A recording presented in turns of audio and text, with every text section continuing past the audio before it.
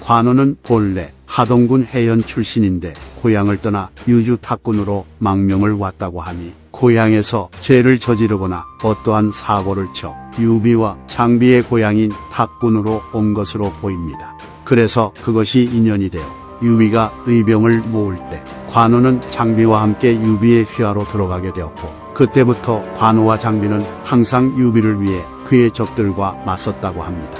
이후 유관장은 공손찬의 밑으로 들어가게 되었는데, 공손찬을 위해 원소의 군대와 싸우며 여러 차례 공을 세웠고, 그 공으로 유비는 평원상에 임명됩니다.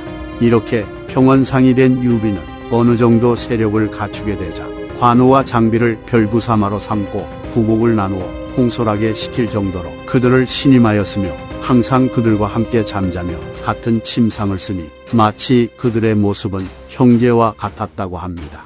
이처럼 유비가 관우, 장비를 매우 아꼈기에 그들도 유비에게 충성을 다하려 하였으니, 여러 사람이 함께 있는 자리에서는 종일토록 유비의 곁에 서서 수행했고, 유비가 생고생을 하며 여러 지역을 떠돌아다닐 때도 그의 곁을 지키며 고난과 위험을 피하지 않았다고 합니다.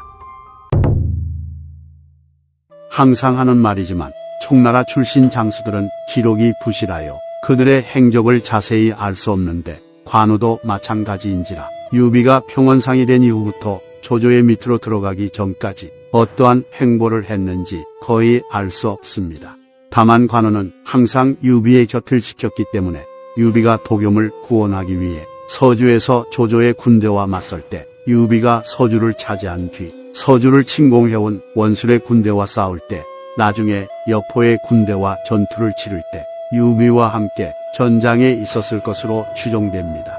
그리고 여포에게 패배한 유비가 조조에게 몸을 위탁하게 되면서 관우도 조조의 밑으로 들어가게 되니, 이때부터 그와 관련된 기록들이 조금씩 보입니다. 촉기에 따르면 조조가 유비와 함께 여포를 토벌하기 위해 출전했을 때 관우는 조조를 찾아가 여포의 부하인 진위록에 처인 두씨를 자신에게 달라고 했다 합니다. 그래서 조조는 관우에게 알겠다고 말했는데, 여포가 막 격파되려 하자 관우가 또다시 찾아와 두씨를 자신에게 주는 걸 잊지 말라고 수차례 말하니, 이에 조조는 두씨의 외모가 얼마나 뛰어나면 관우 같은 장수가 저럴까 하는 호기심이 생겨 먼저 사람을 보내 두씨의 얼굴을 확인합니다. 그리고는 관우와의 약속을 어기고 두씨를 자신의 진영에 머물게 하니 관우의 마음은 편안치 못했다 합니다. 그래서 그런지 유비와 조조가 함께 사냥을 나가게 되었을 때 사냥을 위해 사람들이 흩어지게 되자 관우는 유비에게 기회가 왔다며 조조를 죽이자고 보냈는데 유비가 따르지 않았다고 합니다. 조조의 밑에 있던 유비는 원술 토벌을 기회로 삼아 조조에게서 독립한 뒤 서주자사 자주를 죽이고 서주 지역에서 반기를 일으킵니다. 그리고는 관우에게 합의성의 수비를 맡기고 자신은 소패성에 주둔하며 조조와 맞서려 했는데, 실제로 서주의 수많은 군현들이 유비에게 호응하였고 그 무리만 수만 명이었다고 합니다. 하지만 건한 5년 조조가 직접 나서서 유비를 공격해오니 유비는 패하여 원소에게 도망쳤고, 이로 인해 합의에서 버티던 관우도 어쩔 수 없이 조조에게 항복을 합니다. 그런데 조조는 관우의 사람됨을 매우 높이 평가하고 있었기 때문에 그가 투항한 포로였음에도 불구하고 편장군으로 임명하며 매우 두텁게 대우해 줬다고 합니다. 그리고 조조는 관우가 유비를 어떻게 생각하는지 알고 있었고, 그가 오래 머물 뜻이 없음을 알았으나 확실히 하기 위해 관우와 친분이 있던 장녀를 불러 경위 시험 삼아서 그의 뜻을 한번 물어보시오라고 시킵니다. 그래서 장녀는 관우를 찾아가 이제 어떻게 할 건지를 물었고, 이에 관우는 나는 조공께서 후하게 대우해 주시는 것을 잘 알고 있으나 유장군의 두터운 은혜를 입었고 함께 죽기로 맹세했으니 이를 저버릴 수는 없어. 나는 여기서 끝까지 머물 수는 없으나 반드시 공을 세워 조공께 보답한 뒤에 떠날 것이오 라고 말하며 탄식했다 합니다. 이에 장녀가 관우의 말을 그대로 조조에게 전달하니 조조는 관우가 매우 의로운 인물이라고 생각했다 합니다. 조조와 원소의 전쟁이 마침내 발발하자 원소는 대장 알량을 보내 성공을 취했고, 이에 조조는 관우와 장렬을 선봉으로 삼아 맞서게 하니 백마 지역에서 전투가 벌어집니다. 그런데 이 전투에서 관우는 무신 그 자체의 모습을 보여주는데, 그는 알량의 휘계를 멀리서 확인하고는 말을 채찍질해서 달려가 수많은 병사들 사이에서 알량을 공격해 죽이고는 그 수급을 베어서 돌아왔다고 합니다. 그리고 이러한 관우의 용맹함을 원소의 장수들 중 그 누구도 당해낼 수 없었기 때문에 원소군은 곧바로 퇴각했다고 합니다. 물론 당시 전투는 순유의 계책으로 인해 기습적으로 이루어져 알량의 군대는 조조의 군세가 10여리 떨어진 곳에 도달하자 그제서야 눈치채고는 크게 놀라며 나섰다는 기록이 있긴 하지만, 그렇다고 해서 관우의 무용과 용맹함이 과소평가받을 이유는 없으며 변함없이 대단하다고 생각합니다. 전투가 끝난 후 조조는 표를 올려 관우를 한수종우에 봉했고, 관우가 앞서 말한 대로 알량을 죽여 큰 공을 세웠으니 필시 떠날 것이라 생각해 더욱 많은 포상을 내리며 그를 잡아두려고 합니다. 하지만 관우는 조조에게 하사받은 모든 보물을 건드리지 않고 그대로 둔 뒤 작별을 고하는 서신을 올린 후에 유비에게로 떠납니다. 이에 좌우의 사람들이 관우를 추격해야 한다고 말하자 조조는 그도 자네들처럼 자신의 주군을 위해 행동한 것이니 뒤쫓지 마라 라고 했다 합니다. 유비가 원소를 떠나 유표에게 몸을 위탁했을 때 관우도 유비를 따랐고, 아마 이때 관우는 형주에 있으면서 수군을 지휘하는 능력을 키웠던 것으로 보입니다. 이후 조조가 형주를 침공해올 때 유표가 죽고 그의 아들인 유종이 조조에게 항복하자 유비는 남쪽으로 퇴각하였는데, 이때 관우는 유비의 명을 받아 따로 수백 척의 배를 이끌고 수로로 이동하였고, 나중에 장판파에서 빠져나온 유비와 합류해 함께 하구에 도착했다고 합니다. 그리고 모두가 알다시피 유비는 성곤과 동맹을 맺고 조조와 맞섰는데 기록엔 없지만, 관우도 당연히 유비를 따라 적격대전에 참전했을 것이고, 이후 주유가 유비와 연합하여 강릉의 조인을 공격할 때도 참전했었는데, 주유와 유비가 강릉을 포위하여 공격할 때 관우는 북적기를 끊는 역할을 맡았다고 하며, 여기서 위나라 장수 이통의 군대와 전투를 치렀다고 합니다. 결국 조인이 강릉에서 퇴각하여 경남에서의 조조의 세력이 모두 축출되자 유비는 형주 남쪽에 여러 군들을 거두어들인 다음 공문을 세운 사람들에게 포상과 관직을 내렸는데, 관우는 양양태수와 항구장군에 임명되었고, 훗날 유비가 입주를 평정하기 위해 서쪽으로 떠날 때는 동독 형주사에 임명되어 형주 지역의 1인자로 발돋움합니다. 위나라 입장에서 관우는 적이기도 했고, 여포와 원소와 싸울 때는 아군이기도 했기에 관우의 활약상을 직접 눈으로 본 사람들이 많았을 것입니다. 먼저 정욱은 관우를 혼자서 만명을 상대할 수 있는 만인지적이라 평가했으며, 부자의 기록에 따르면 곽가, 부관 또한 관우를 만인지적이라고 평가하였습니다.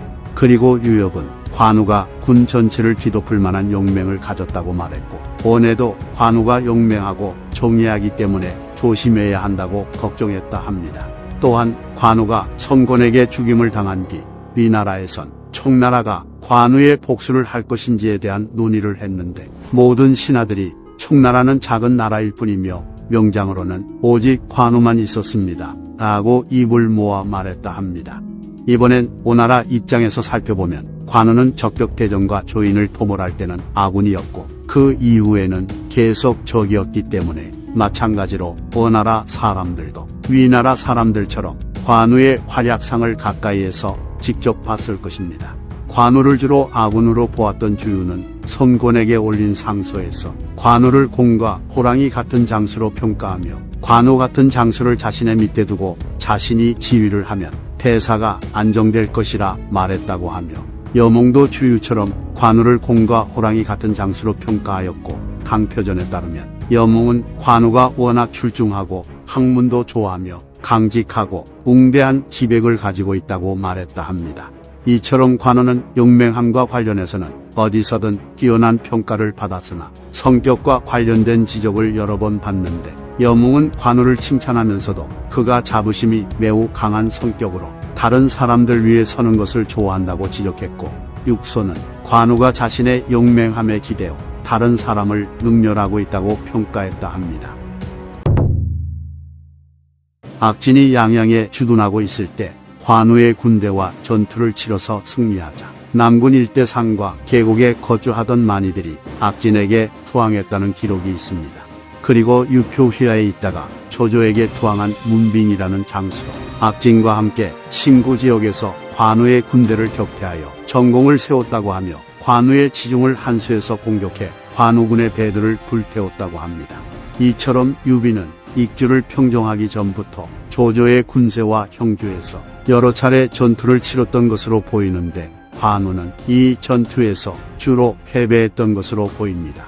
물론 정사 삼국지의 기록은 같은 전투라도 기록에 따라 서로 이겼다고 주장하기도 하기 때문에 교차 검증이 필요하지만 앞서 말한 대로 관우는 기록이 부실하여 저런 기록들을 그대로 받아들여야 하기 때문에 관우가 거품이라는 평가가 존재할 수밖에 없는 것 같습니다. 건한 20년 유비가 익주를 평정하자 선권은 형주의 장사, 영릉, 계양 지역의 반환을 요구하였는데 유비는 이를 거절합니다.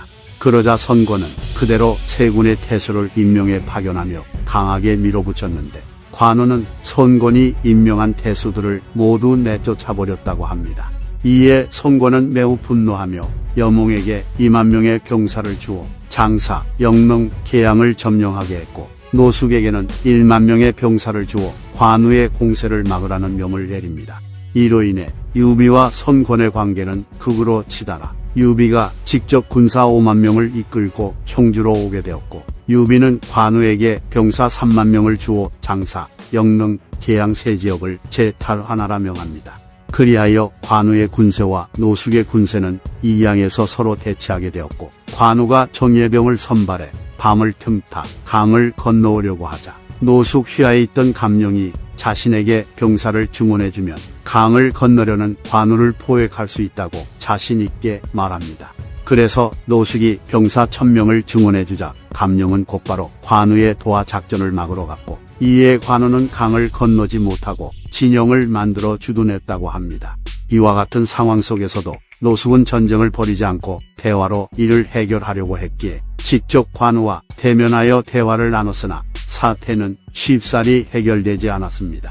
하지만 불행 중 다행인지 조조가 직접 한중으로 왔다는 소식이 들려오니 유비는 곧바로 손권에게 화의를 요청했고 손권도 굳이 유비와 싸울 필요까지는 없었기에 서로 화해를 하고 물러났다 합니다.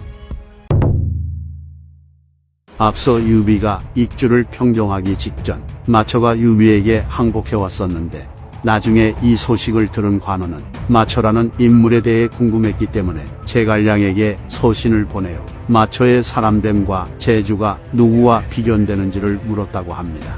이에 제갈량은 관우의 호승심이 강하다는 것을 알고 있었기 때문에 관우에게 마초는 문무를 겸비하고 굳세고 맹렬함이 남보다 뛰어난 시대의 호걸로 경포, 팽월과 같은 무리입니다.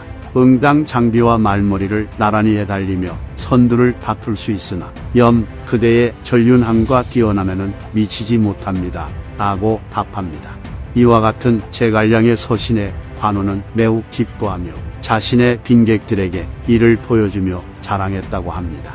그리고 일찍이 관우는 화살에 맞아 왼팔을 관통당하는 부상을 입은 적이 있었는데 이후 상태는 호전되었으나 몹시 흐리고 비가 오는 날이면 늘 뼈가 아팠다고 합니다. 그래서 의원을 불러 상태를 보게 하였는데 의원이 말하길 아마 화살촉에 독이 묻어 있었기에 그 독이 뼈에까지 들어간 것 같습니다. 응당 팔을 가른 뒤 뼈를 깎아 독을 제거해야 하니 그 연후에야 통증이 사라질 것입니다. 그러자 관우는 거리낌 없이 팔을 뻗어 의원에게 자신의 팔을 가르게 했는데 때마침 관우는 휘하 장수들과 음식을 먹으며 대화를 나누고 있었습니다. 이 상황에서 의원은 수술을 시작했고 관우의 팔에서 흘린 피의 양은 그릇에 가득 찰 정도였으나 관우는 구운 고기를 자르고 술을 마시며 태연자약하게 다른 장수들과 대화를 나눴다고 합니다. 앞서 조조와 관련된 일화나 이와 같은 일화를 봤을 때 관우는 의리와 가오에 살고 죽는 진정한 상남자 그 자체였던 것으로 보이고 굳이 현대의 인물과 비교해 본다면 김보성, 최민수 같은 인물들과 비슷한 유형이지 않았을까 하고 생각해 봅니다.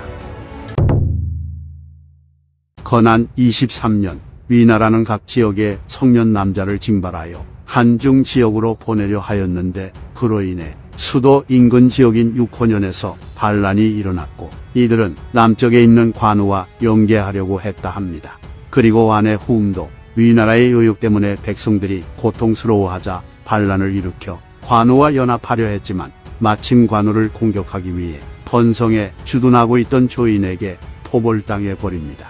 건안 24년 관우는 북진을 시작했는데 위나라에서 지속적으로 발생하는 반란에 힘입어 위나라를 공격할 적이라고 판단했는지 아니면 한중에서 조조의 군대와 접전을 벌이고 있는 유비의 부담을 덜어주기 위한 목적이 있었는지 아님 또 다른 이유가 있었는지는 모르겠으나 관우는 진격하여 위나라의 양양성과 번성을 공격합니다. 전투 초창기엔 조인의 휘하에 있던 방덕이 맹활약을 펼쳤고 관우의 이마에 화살을 명중시키는 위용을 보이며 관우의 군대를 압박한 데다 조조의 명을 받은 우금이 정예병을 이끌고 조인을 지원하러 왔기 때문에 전황은 시시각각 악화되었습니다. 하지만 하늘이 도왔는지 엄청난 양의 장마비가 내리기 시작했고 그로 인해 한수가 복남해 우금이 이끄는 지원군과 관우를 요격하던 방덕의 군대까지 모두 물에 잠기게 되었고 조인이 있던 번성과 양양성도 범람한 물로 인해 개판 5분 전이 됩니다.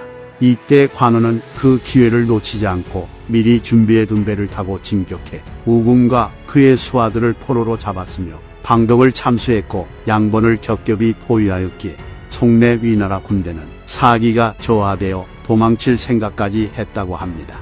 게다가 관우의 활약을 본 예주 양국, 예주 영천군 겹편, 육혼현의 반란군들이 멀리서 관우의 관인과 옹호를 받아 그의 세력이 되어 움직이니 관우의 위세는 전국을 뒤흔들었고 이에 조조는 수도를 하북으로 옮길 생각까지 합니다. 그러나 사마이와 장제가 수도를 옮기면 안 된다고 말하며 송건은 관우가 뜻을 이루는 것을 필시 원하지 않을 것이니 사람을 보내 송건이 그 배후를 치도록 권할 만합니다. 강남을 떼어내 송건의 영토로 봉한다면 번성의 포위는 저절로 풀릴 것입니다. 라고 조언을 했고 조조는 이를 따릅니다. 일찍이 송건은 관우에게 사자를 보내 자신의 아들과 관우의 딸의 혼인을 진행하려 하였으나 관우는 송건의 사자에게 모욕을 주며 이를 허락하지 않으니 송건은 매우 분노했다고 합니다. 이처럼 관우는 송건과 사이가 매우 좋지 않은 데다 총나라와 오나라는 조조라는 강대한 세력 때문에 어쩔 수 없이 형식상 동맹을 맺었지 이양 대치 사건 이후론 적이나 마찬가지인 상황이었기 때문에 송건은 항상 관우를 두려워했다 합니다. 그러다 관우가 북진을 성공적으로 진행하자 송건은 몰래 형주를 습격해 차지할 생각을 하였고 여몽과 육손의 계획에 따라 관우를 방심하게 하니 관우는 오나라를 대비해 남군에 주둔시킨 병력을 번성으로 이동시켰다고 합니다. 그리고 송건은 조조에게 편지를 보내 저는 군대를 서쪽 위로 보내어 몰래 관우를 습격하려고 합니다. 남군과 공안의 요충지는 겹겹이 이어져 있으므로 관우는 두 성을 잃게 되면 반드시 멀리 달아나게 될 것이고 그러면 번성의 포위는 구원하지 않아도 스스로 풀릴 것입니다. 이 일은 비밀을 구하니 장군께서는 비밀을 지켜 관우가 방비하지 못하게 하십시오 라고 했다 합니다. 하지만 조조는 동서의 조언에 따라 이 내용을 곧바로 조인이 있는 번성에 알렸고 이 소식으로 인해 위나라 군대의 사기는 올랐으나 반대로 관우의 군대는 불안에 빠지게 됩니다. 게다가 관우는 위나라 전역에서 집결한 지원군을 이끌고 온 소왕의 군대에게 패배하여 양번의 포위를 풀 수밖에 없었고 이로 인해 눈물을 머금고 퇴각을 합니다. 장비가 선비들은 우대했으나 아랫사람들을 돌보지 않았던 것과는 달리 관우는 병졸들에게는 잘 대해줬지만 사대부들에게는 교만하게 행동했다고 합니다. 이와 같은 성향으로 인해 관우는 남군 태수 미방 장군 사인과 사이가 매우 좋지 않았고 그 둘은 관우가 자신들을 업신여긴다고 생각해 평소에도 원한을 품고 있었다 합니다. 그리고 관우가 출군한 이래 미방과 사이는 군수 물자를 공급하는 임무를 맡았으나 전력을 다하지 않았기에 관우는 돌아가면 응당 죄를 다스릴 것이다 라고 하였고, 이로 인해 미방과 사인이 두려움을 품고 불안해하니 손권은 그 틈을 이용해 미방과 사인을 깨워 그들이 항복하게 만듭니다.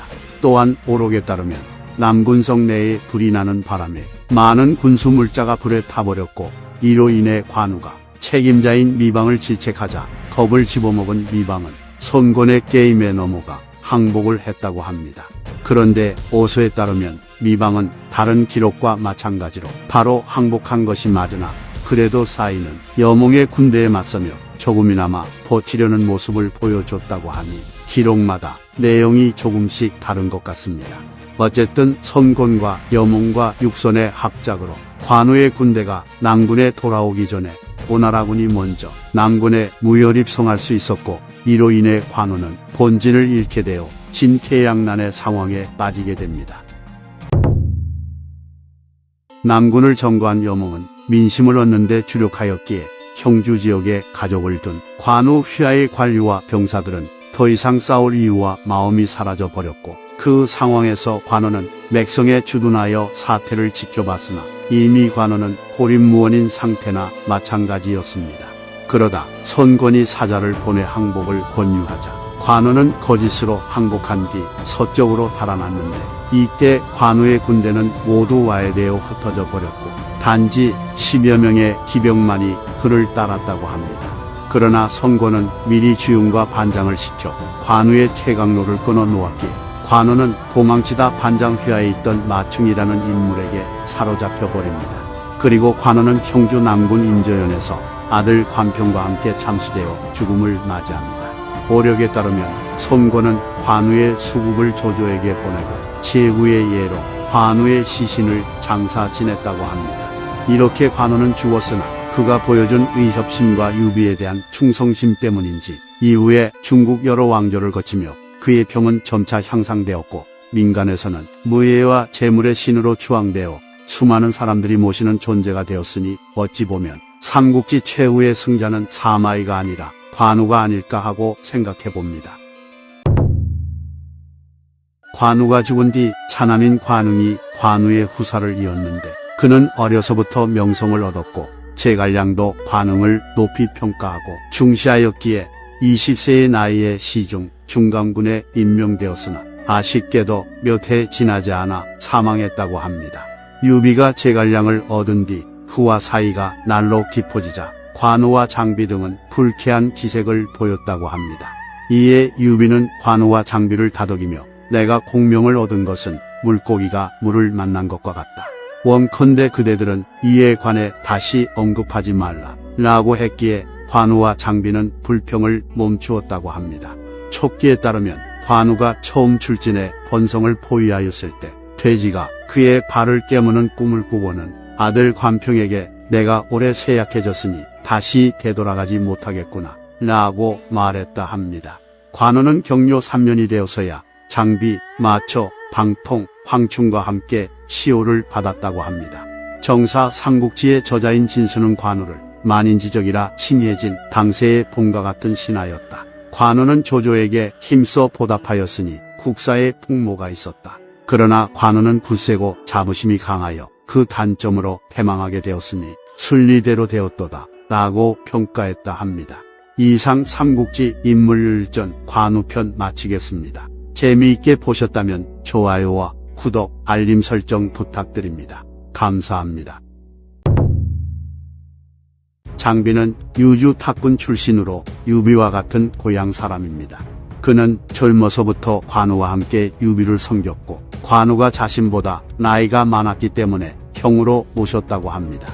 그리고 애초에 총나라 장수들은 기록이 미비하여 그들의 행적을 자세히 살펴볼 수 없는데 장비도 마찬가지로 유비가 서주목이 되기 전까지 어떠한 활동을 했는지를 전혀 알 수 없습니다. 다만 유비의 행적을 참고해 그가 유비 휘하에서 황건적과 싸웠고 공선창군 소속으로 원소군과 전투를 치렀으며 서주 공방전에서 조조의 군대에 맞섰을 거라고 추정할 수 있습니다.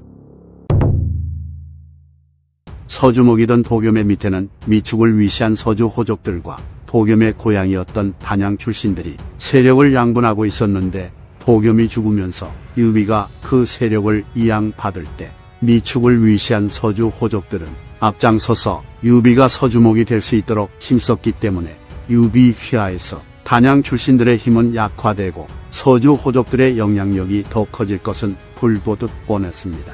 이에 유비는 그러한 불안을 종식시키려는 듯 도겸의 측근이었던 조표를 합의상으로 임명하고 단양 출신 허탐을 중랑장으로 임명하는 등 단양 출신들도 배척하지 않고 두루 중용하려 합니다. 그러나 갈등의 불씨가 남아있는 상황에서 유비가 내부를 완전히 안정시키기 전에 원술이 서주가 자기 땅이라고 주장하며 쳐들어왔기에 유비는 장비에게 합의성에 남아 후방을 지키라는 명을 내리고는 군을 이끌고 원술의 군대와 싸우러 갑니다. 그런데 장비는 후방에 남아있으면서 갈등을 조율하기보다는 그 갈등의 최전선에 섰던 것으로 보이는데 무엇이 시발점이 되었는지는 기록에 나와있지 않으나 영웅기에 따르면 장비가 조표를 죽이려 했고 그래서 조표는 사람을 보내 여포에게 지원을 요청했다 합니다. 더 구체적인 내용을 살펴보면 단양 출신 허탐은 사람을 여포에게 보내 장비와 조표가 서로 다투어 장비가 조표를 죽이니 성중의 대란이 일어나 서로 믿지 못하는 상황에 이르렀습니다. 지금 단양병 1000명은 서쪽 백문성 안에 주둔하고 있는데 장군께서 왔다는 소식을 듣고 모두 펄쩍 뛰며 기뻐하고 있습니다. 장군의 군사들이 서쪽 문으로 온다면 단양병들이 즉시 성문을 열어 장군을 맞아들일 것입니다. 라는 내용을 전달하게 했다 합니다. 결국 장비의 실책으로 인해 여포는 손쉽게 합의성 안으로 진격해 들어왔고 장비는 여포와의 전투에서 패하여 도망치니 이로 인해 유비의 처자식과 군자군과 휘하 장수들의 가설들까지 모조리 여포의 손에 넘어가게 됩니다.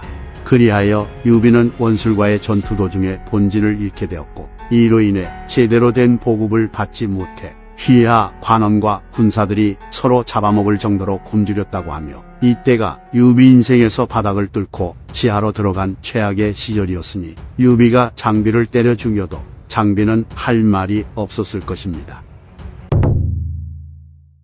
건한 13년 유비가 유표에게 몸을 의탁하고 있던 시기에 조조는 유표를 정벌하기 위해 남하를 시작했는데 유비 입장에서는 재수없게도 그 타이밍에 유표가 죽어버렸고 유표의 뒤를 이은 유종은 조조에게 항복해버립니다.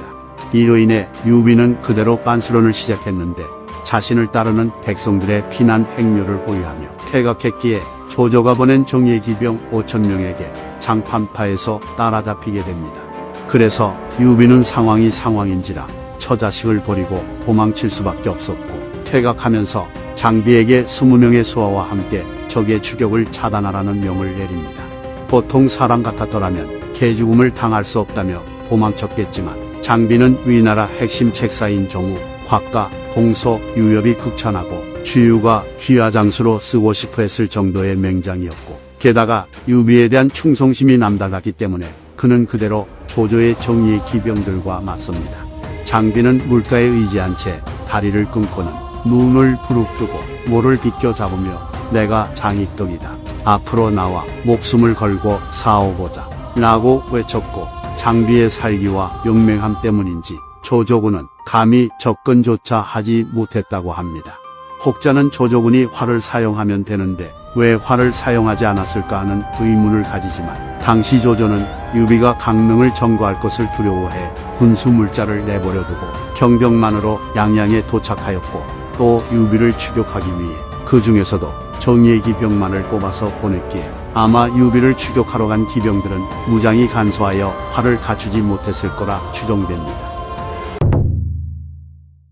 유비가 유장의 군대와 싸울 때 장비는 지원군을 이끌고 물을 거슬러 올라가며 유장의 군현들을 점거했는데 강주에 이르러서 유장군 장수 어만의 군대와 맞붙게 됩니다. 하지만 어만은 수많은 전장에서 잔뼈가 굵은 장비의 상대가 될 수 없었고 그대로 격파당해 산채로 장비에게 사로잡힙니다.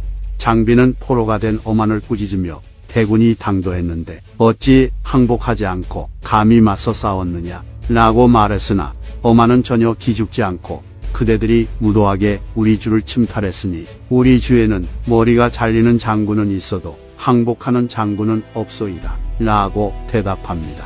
이에 장비가 분노하며 오만의 목을 베라고 외치자 이번에도 오만은 안색 하나 변하지 않고 목을 베면 베는 것이지 어찌 화를 내는가 라고 오히려 더 화를 내니 장비는 오만의 용맹함을 장하게 여겨 그를 풀어주고 부하로 삼았다 합니다.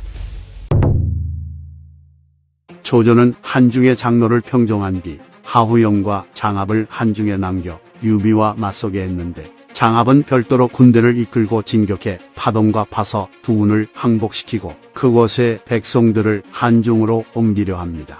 이에 유비는 장비를 파군 탕거현으로 보냈고 장비는 정예 병사 1만여 명을 이끌고 장압군과 50여일간 사투를 벌였는데 장비는 산세가 험한 것을 이용해 장압군을 각계 격파했고 흩어진 장압군의 병사들은 서로 구원할 수 없는 상태에 빠져서 전멸합니다. 이 전투에서 장압은 말을 버린 채 산을 타며 퇴각했고 장압과 함께 도망친 병사의 수는 10여 명이 채 되지 않았으니 장비는 장압을 상대로 대승을 거둔 것입니다. 이러한 장비의 활약으로 인해 하 땅은 안정을 되찾았다고 합니다. 건안 22년 유비가 장비, 마초, 오란을 보내 하변에 주둔시키니 저족 등 7부족 1만여 부락이 위와의 관계를 끊고 유비에게 호응했고 이에 조조는 조홍을 보내 이들과 맞서게 합니다.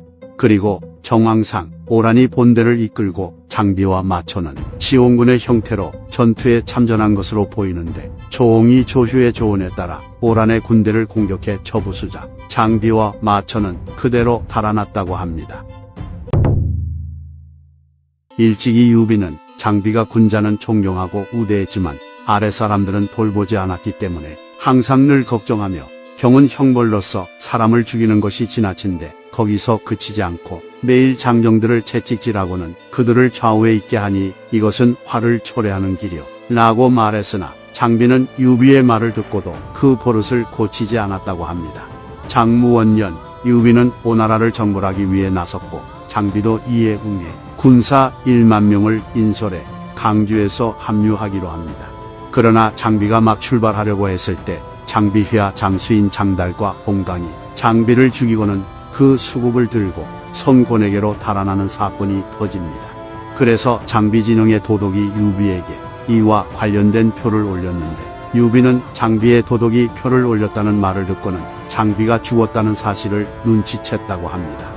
역사에 이 풀은 없지만 만약 장비가 죽지 않고 이릉대전에 참전했더라면 유비가 그렇게 대패하진 않았을 거라는 생각에 많은 아쉬움이 남습니다.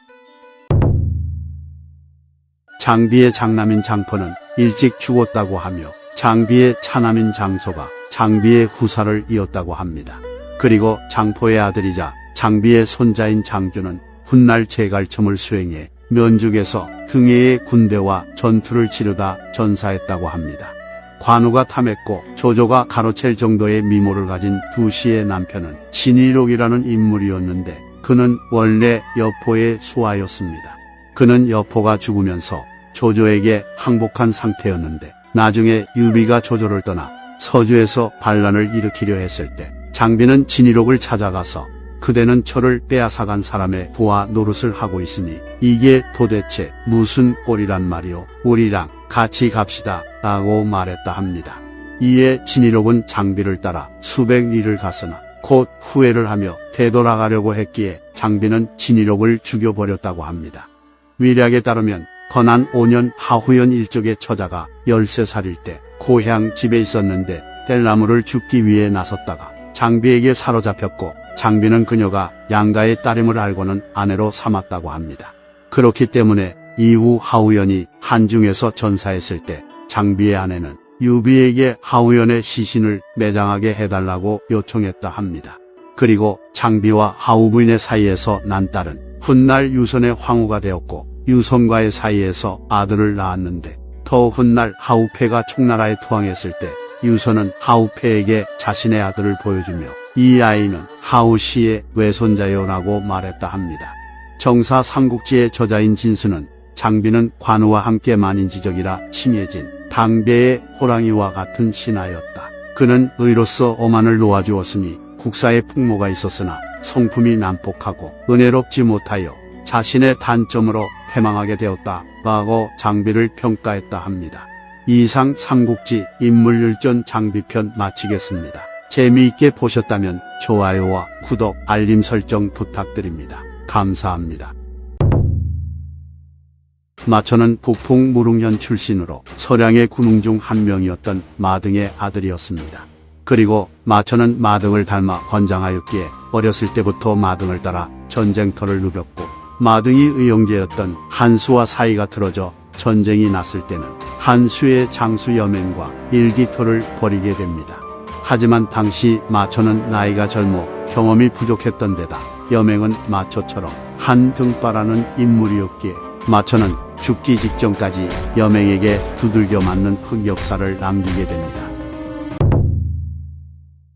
조조와 원소의 아들인 원상이 한창 격전을 치룰 시기, 원상은 여양에서 조조의 진격을 저지한 뒤 장수 곽원과 병주자사 고간에게 수만 명의 병사를 주어 하동 지역으로 파견해 조조의 배후를 노립니다. 그리고 동시에 마등과 한수 등 관서의 군웅들에게 사자를 보내 그들과 몰래 손을 잡습니다. 하지만 종묘가 장기를 마등에게 파견하여 조조의 편에 서는 게 옳다며 마등을 설득하였고, 이에 마등은 원상과의 동맹을 끊고 아들 마초에게 1만여 명의 정병을 주어 조조를 도와 원상의 군대를 공격하라 명합니다. 이에 마초는 군대를 이끌고 진격해 곽원의 군대가 강을 건널 때를 노려 공격을 감행했는데, 마초는 전투 도중 다리에 화살을 맞아 상처를 입었으나 자루로 자신의 다리를 감싼 채 끝까지 병사들을 지휘하였고, 결국 마초군의 방독이 곽원의 목을 뺨으로써 전투는 막을 내립니다. 마등과 마초는 원상과의 전투에서 조조의 편을 들었으나 조조의 수하가 아닌 독립적인 세력이었기에 조조는 형주의 유표와 유비를 치기 전에 후방을 편안케 하기 위해 마등의 세력을 해산시켜야겠다는 생각을 합니다.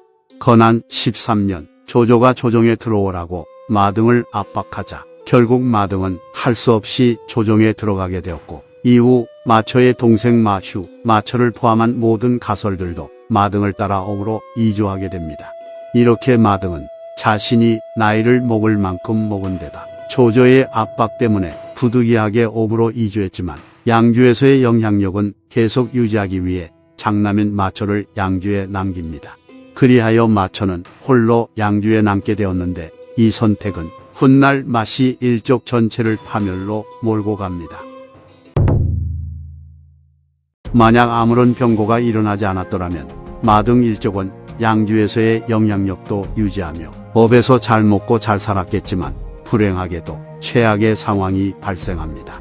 건안 16년 조조는 한중의 장로를 토벌하기 위해 종묘와 하우연을 시켜 대군을 움직였는데, 관서의 군웅들은 이것이 조조가 장로를 치는 척하면서 자신들을 기습하려는 것이라 생각했기에 마초, 한수를 포함한 대다수의 양주 군웅들은 연합하여 조조에게 반기를 들었고, 그 숫자만 10만에 이르렀다고 합니다. 위략에 따르면 마초는 아버지 뻘인 한수를 도독으로 삼은 뒤 한수에게 예전에 종묘가 저 마초로 하여금 장군을 공격하라 한 적이 있었으니 관동인들은 도저히 믿을 수가 없습니다.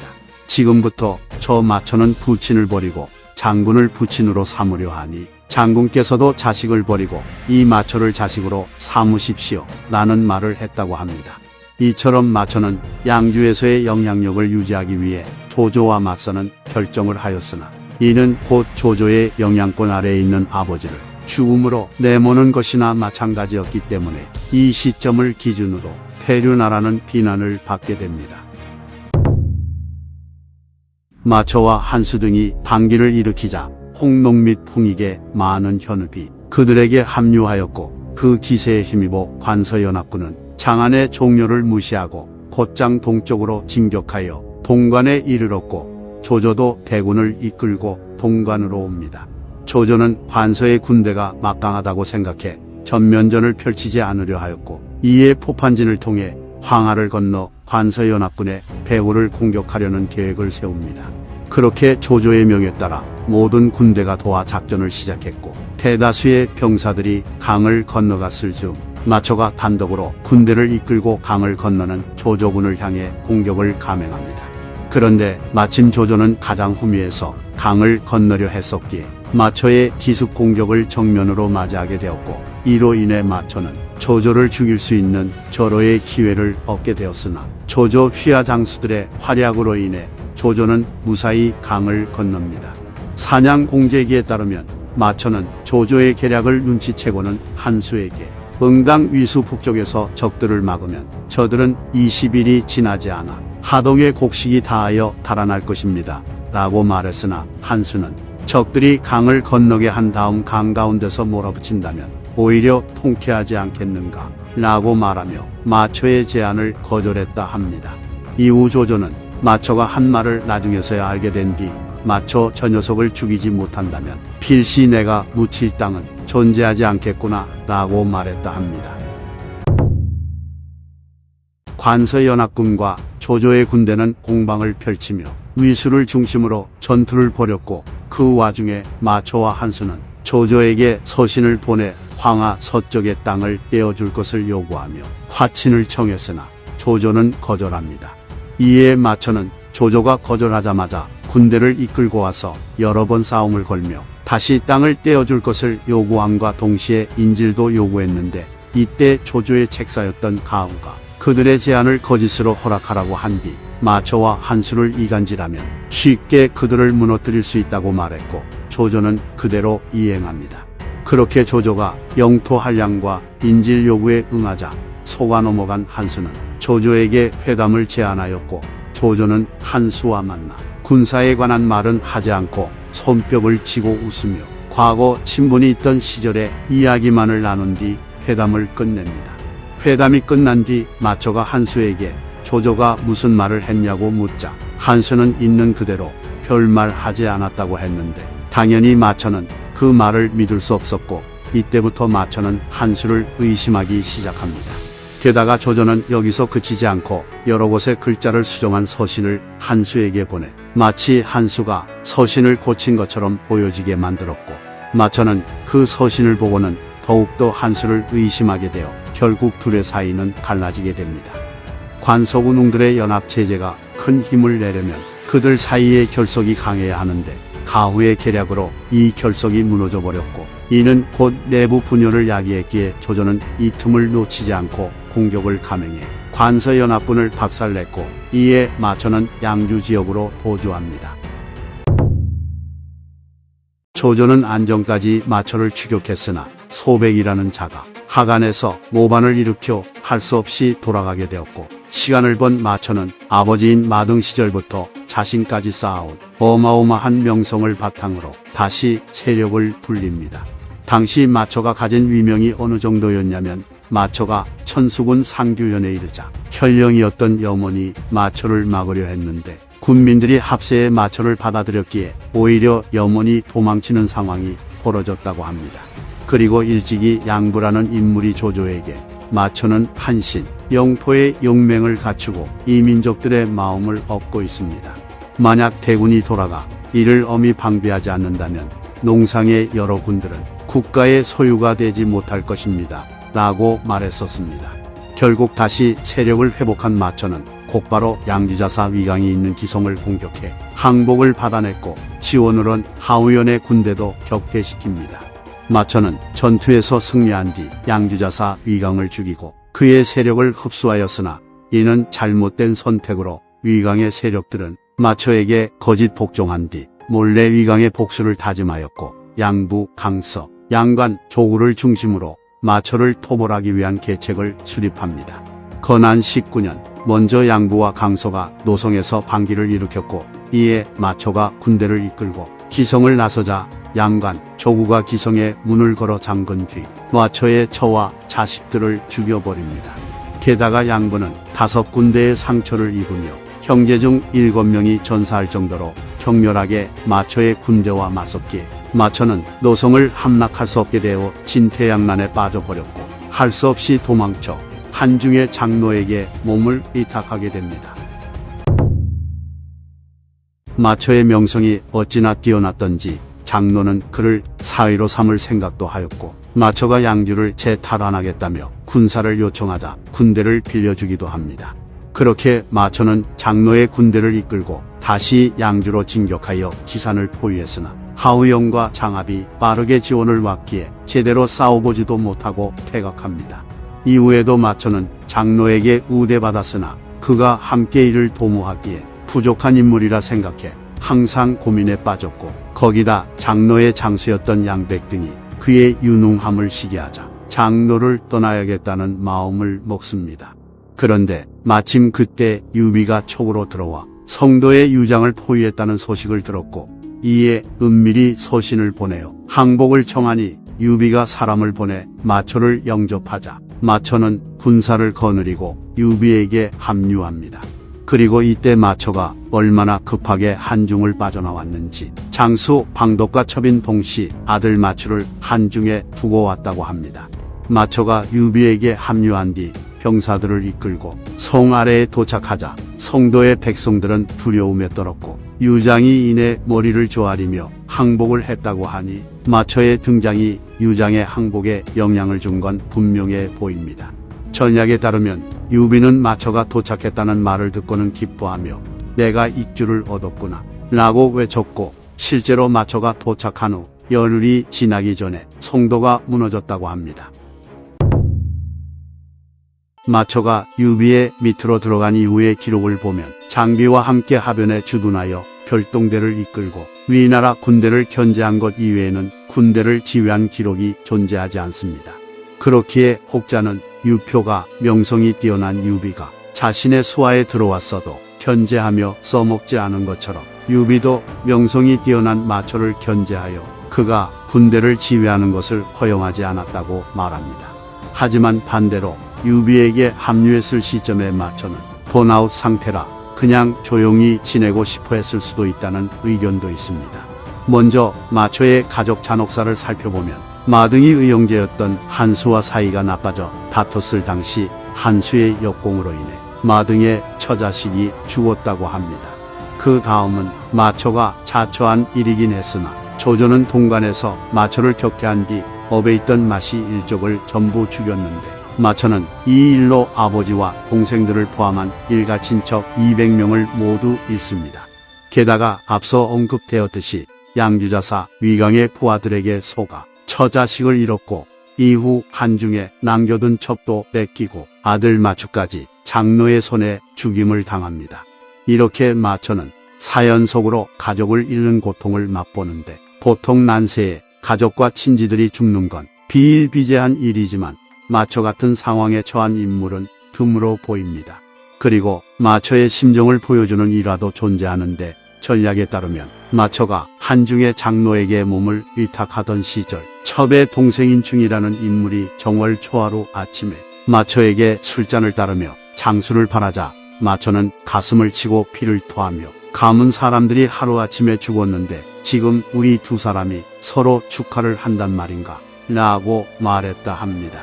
또한 장무 2년 마초는 임종을 앞두고 유비에게 신의 가문은 200여 명이 조조에게 주살당해 거의 없어지고 다만 종제 마대가 남았으니 미천한 제 가문의 제사가 이어질 수 있도록 폐하께 간절히 부탁드립니다. 그 외엔 더 드릴 말씀이 없습니다. 라며 마대를 챙겨달라는 유언을 남기고 47세의 나이에 눈을 감습니다. 마초가 동관에서 조조와 전쟁을 치를 당시 조조는 한수, 마초 등과 단독으로 회담을 하였는데 조조는 오직 허조만을 데리고 이들과 회담을 했다고 합니다.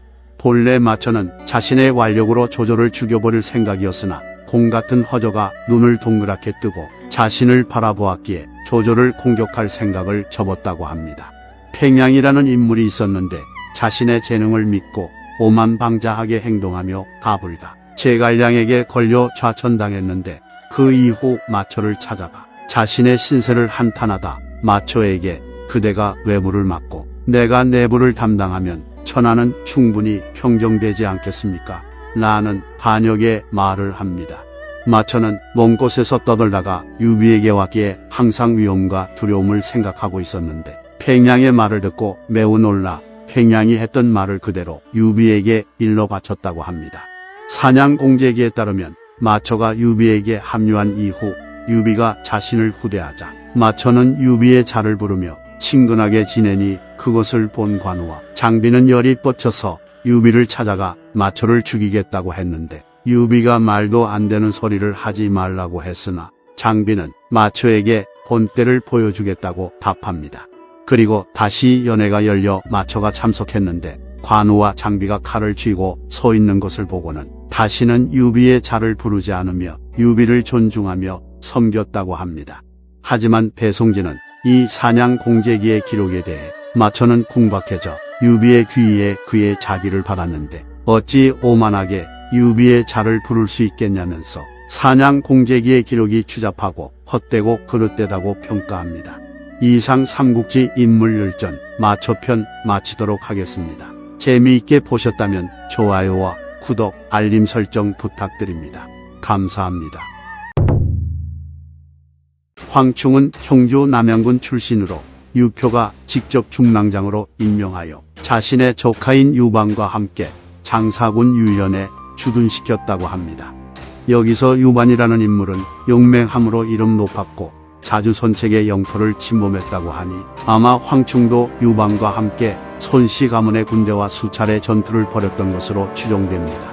그러나 이후 유표가 죽은 뒤 그의 뒤를 잇게 된 차남 유종이 조조에게 흉주를 바치고 항복해버리는 바람에 자연스럽게 조조 휘하에 들어가게 됩니다. 주유와 유비의 연합군은 적벽대전에서 조조를 무찔렀고 랑군 전투에서도 조인을 격파해버렸기에 위나라는 청주 남부에서의 영향력을 상실하게 되었고 유비는 그 기회를 놓치지 않고 청주 남부의 여러 군을 평정하기 시작합니다. 이때 장사태수 한연의 밑에 있었던 황충은 그 과정에서 유비의 밑으로 들어간 것으로 보이며 이후 유비가 입적을 할 때 유비를 수행하며 같이 촉으로 들어갑니다. 황충은 가맹에서 유비의 명을 받아 유장의 군대를 공격한 것을 시작으로 유장의 군대와 여러 차례 전투를 치렀는데 황충은 늘 앞장서서 돌격해 적진을 함락시켰다고 하며 그 용맹함이 삼군 중 으뜸이었다고 합니다. 조조가 한중의 장로를 꺾고 그 지역을 평정한 이래로 하우영과 장압을 주둔시켜 수차례 파촉 지역을 침입해왔기에 유비는 한중 지역에 주둔한 조조의 세력을 뿌리 뽑기로 마음먹습니다. 건한 23년 유비는 직접 제장들과 함께 한중으로 진격해 들어가 양평관에 주둔합니다. 건한 24년 유비가 면수를 건너 산을 따라 점차 진격하여 정군산에 이르러 진영을 세우자 하우연도 장압과 함께 군대를 이끌고 와서 유비와 맞섭니다. 성공을 취한 건 유비 측이었는데 유비가 밤중에 화공을 사용하며 포위 공격을 해오자 하우연은 직접 남쪽을 수비하고 장압에게는 동쪽을 맡깁니다. 하우연은 전투를 치르던 도중 녹각에 붙은 불을 진압하기 위해 직접 정예병을 대동하고 움직였는데 이를 지켜보고 있던 유비군 제4법정이 때가 왔다고 말하자 유비는 황충에게 하우연을 공격하라고 명령합니다. 이에 황충은 자신의 군대와 함께 진과 북을 울리며 하우연의 군대를 향해 돌격해 들어갔고 적의 예봉을 꺾으며 끊임없이 진격해 단 한 번의 싸움으로 하우연의 목을 베고 그의 정예병들을 패퇴시켜 버립니다. 이 전투를 통해 유비는 한중을 차지하며 인생의 라이벌이었던 조조의 코를 납작하게 만들었으니 황충은 말 그대로 유비의 리즈 시절에서 가장 돋보이는 활약을 한 인물이었습니다. 유비가 한중왕이 된 뒤 관우를 전장군, 장비를 우장군, 마처를 좌장군으로 임명하고는 입촉할 때와 한중에서의 전투에서 가장 큰 공을 세운 황충에게도 후장군의 직위를 내리려 합니다. 하지만 이때 제갈량이 유비에게 황충의 명망이 본래 관우, 마처와 동등하지 않았는데 이제 곧바로 동렬에 두려하시니 가까이에서 황충의 활약을 본 장비와 마처는 이를 수긍하겠지만 보지 못한 관우는 이 소식을 들으면 달가워하지 않을 것입니다. 라고 조언합니다. 그러나 유비는 자신이 직접 관우를 이해시키겠다고 말한 다음 황충을 관우 등과 더불어 나란한 지위에 두고는 관내 후에 자기를 내립니다. 아쉽게도 황충은 더 많은 활약을 하지 못하고 건한 25년 숨을 거두었다고 합니다. 경료 3년 황충은 관우, 장비, 마처, 방통과 함께 시호를 하사받는 영광을 누립니다. 연희에서 황충이 명궁으로 묘사되는 것은 100% 나간중의 창작으로 실제 역사에서는 활과 전혀 접점이 없는 인물입니다. 그리고 연희에서 황충을 대표하는 또 다른 이미지가 노익장인데 정사에서도 유비가 황충을 후장군으로 임명했다는 소식을 들은 관우가 대장부는 평생 노병과 같은 대열에 있지 않는다 라고 말하며 분노했다는 기록이 있고 황충의 나이가 알려져 있지 않기 때문에 그가 실제로 유비의 휘하에 들어올 시점에는 이미 노장이었다고 추측하기도 합니다. 하지만 관우가 언급한 노병이 나이가 많은 병사를 뜻하는 것이 아닌 쓸모없는 병사를 의미하는 거라는 해석도 가능하기 때문에 실제로 황충의 나이는 많지 않았을 것이라는 주장도 존재합니다. 정사 삼국지의 저자인 진수는 황충은 조은과 함께 굳세고 사납고 씩씩하고 용맹하여 유비의 조화가 되었으니 한나라를 건국한 한고조 유방의 최측근인 관영과 하후영과 동급이라 평가합니다. 이상 삼국지 인물열전 황충편 마치겠습니다. 재미있게 보셨다면 좋아요와 구독, 알림 설정 부탁드립니다. 감사합니다. 조은은 기주 상상군 진정현 출신으로 키가 8척에 용모가 남자답고 훌륭했다고 합니다. 당시 하북 지역은 원소와 공손찬이 힘겨루기를 하고 있었는데 원소는 기주를 기반으로 세력을 형성하고 있었기 때문에 기주 출신 대다수는 원소를 따랐으나 조은은 특이하게도 모두가 예술을 할 때 노를 하는 사람처럼 공손찬을 찾아갔다고 합니다.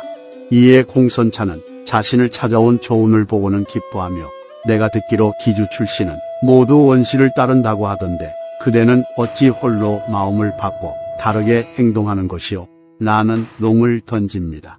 그러자 조은은 천하가 어지러워 누가 옳은지는 알 수 없으나 백성들의 삶이 위태로워진 상황이라 어진 정치가 있는 곳을 따르기로 마음먹었으니 그런 뜻에서 공께 귀부한 것으로 원공을 소홀히 하거나 명장군을 사사로운 마음으로 따르는 것은 아닙니다. 라고 대답하였고 이에 공손찬은 조은을 수하로 받아들입니다.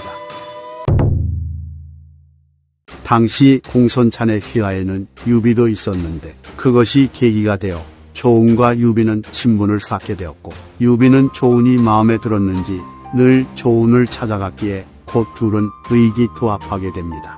그래서 유비가 공손찬의 명을 받아 전해와 함께 원소의 군대와 싸울 때 조은은 유비의 밑에서 기병 지휘관으로 활약했다고 합니다. 하지만 이후 조은은 형이 죽게 되어 공손찬군을 떠나 고향인 기주로 돌아가게 되었고 이때 유비는 조은이 다시 돌아오지 않을 것을 눈치채고는 그의 손을 맞잡으며 애틋하게 작별했다고 합니다.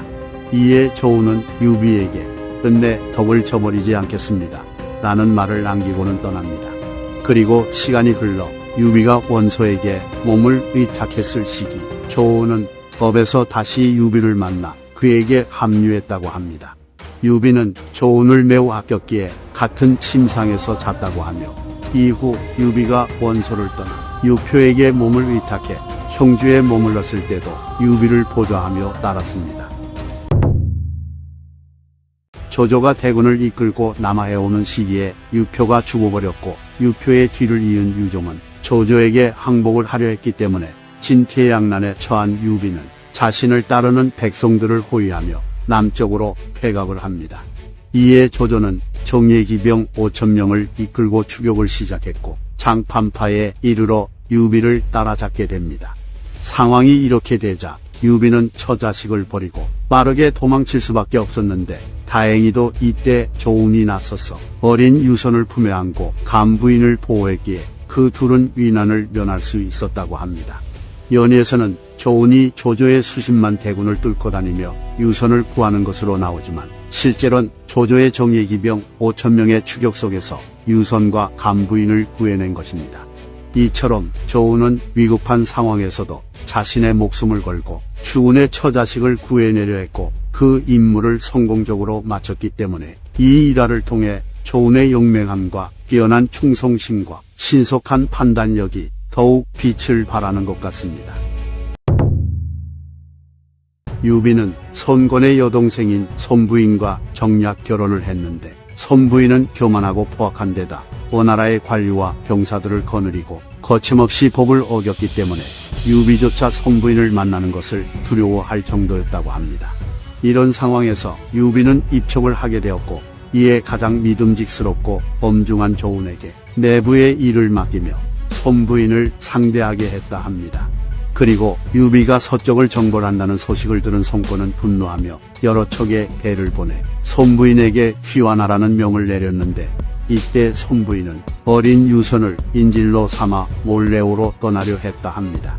하지만 이 상황을 눈치챈 제갈량이 조운에게 이를 맡게 하였고 조운은 곧바로 장강으로 가는 길을 차단하여 유선을 무사히 구해왔다고 합니다. 유비가 형주 4군을 평정하던 시기에 조운도 참군하였고 조운은 곧 계양을 점거한 뒤 계양태수였던 조범을 대신하여 계양태수가 됩니다. 이때 조범은 유비의 측근이었던 조운에게 잘 보이기 위해 홀몸이 된 자신의 형수인 번씨를 조운에게 소개시켜줘 짝지어 주려고 했는데 번씨는 매우 뛰어난 외모를 가지고 있었다고 합니다. 그러나 조운은 우리가 서로 같은 성을 가졌으니 형의 형이 곧 내 형과 같소 라고 말하며 센스 있게 거절했다고 합니다. 하지만 그 상황을 지켜보던 어떤 이가 조운에게 미모가 뛰어난 번씨를 아내로 삼으라고 재차 권하자 조운은 조범이 급박하게 항복했으니 그 마음을 헤아릴 수 없소.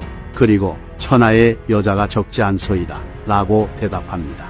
그리고 조운의 예상대로 조범은 잘못을 저지른 뒤 도주하였는데 조운은 그 사건에 조금도 연루되지 않았다고 합니다. 일찍이 유비는 하후돈의 군대와 방망파에서 전투를 치렀고 그때 조운은 하후란이라는 인물을 사로잡았는데 조운은 하후란과 아는 사이였다고 합니다.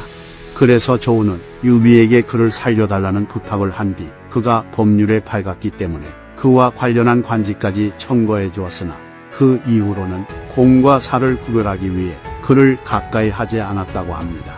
유비가 유장의 군대와 싸우며 형주의 지원을 요청하였기에 제갈량은 조운, 장비와 함께 강을 거슬러 서쪽으로 진군하며 백제, 강주, 강양 등 유장의 군현들을 점령하였고 유비는 그에 힘입어 익주를 평정하는 데 성공합니다.